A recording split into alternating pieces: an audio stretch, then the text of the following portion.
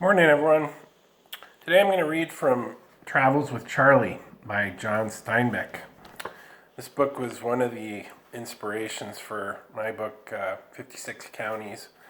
And it's probably not one of my favorite Steinbeck books, but I still like it.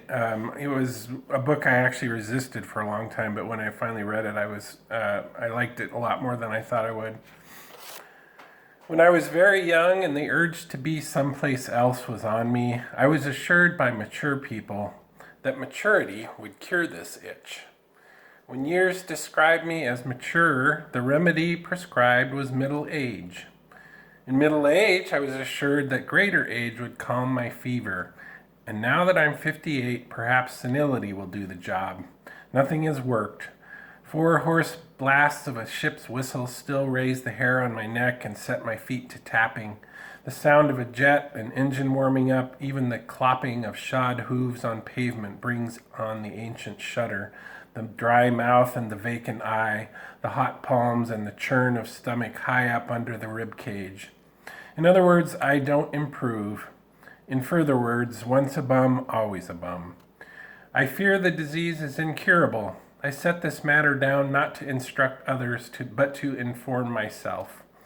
When the virus of restlessness begins to take possession of a wayward man, and the road away from here seems broad and straight and sweet, the victim must first find in himself a good and sufficient reason for going.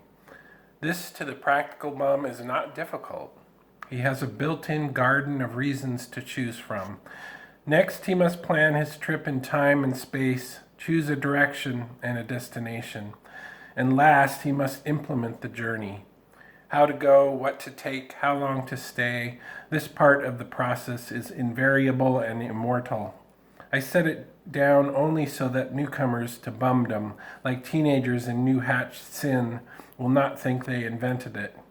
Once a journey is designed, equipped, and put in process, a new factor enters and takes over. A trip, a safari, an exploration is an entity different from all other journeys. It has personality, temperament, individuality, uniqueness. A journey is a person in itself. No two are alike. And all plans, safeguards, policing, and coercion are fruitless. We find after years of struggle that we do not take a trip takes us. Tour masters, schedules, reservations, brass-bound and inevitable, dash themselves to wreckage on the personality of the trip. Only when this is recognized can the blown-in glass bum relax and go along with it. Only then do the frustrations fall away. In this, a journey is like marriage.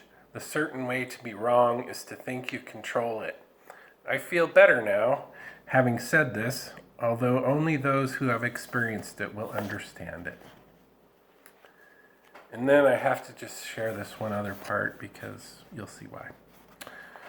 The next passage in my journey is a love affair. I am in love with Montana. For other states, I have admiration, respect, recognition, even some affection. But with Montana, it is love, and it's difficult to analyze love when you're in it. Once, when I was raptured in the violet glow given off by the queen of the world, my father asked me why, and I thought he was crazy not to see. Of course, I know now she was a mouse-haired, freckle-nosed, scabby-kneed little girl with a voice like a bat and the loving kindness of a Gila monster. But then she lighted up the landscape and me.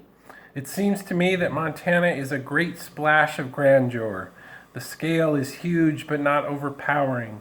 The land is rich with grass and color, and the mountains are the kind I would create if mountains were ever put on my agenda. Montana seems to me to be what a small boy would think Texas is like from hearing Texans. Travels with Charley by John Steinbeck. Have a great day.